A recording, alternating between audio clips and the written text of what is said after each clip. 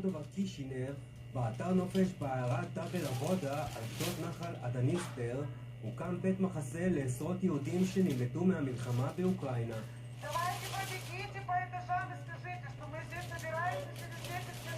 ברגע אחד הפכו חייהם של מאות אלפי אנשים לפליטים. ארגון הג'וינט מסייע להם בשעותיהם הראשונות מחוץ לבית. משפחת סברדלוב מאודסה נמלטה מביתה כשהרוסים החלו להפגיז את העיר ולהתקרב, וכך מצאה עצמה המשפחה, הורים ו4 ילדים, נמצאים בארץ זרה עם כמה מזוודות בחדרון קטן. הגעתי מאוקראינה, מאודסה.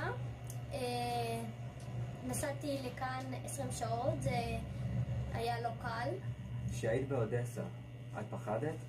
בהתחלה שממש פחדתי, אבל ידעתי שהשם איתנו, שנצטרך להתפלל תהילים ושהכל יהיה טוב. חנה בתיה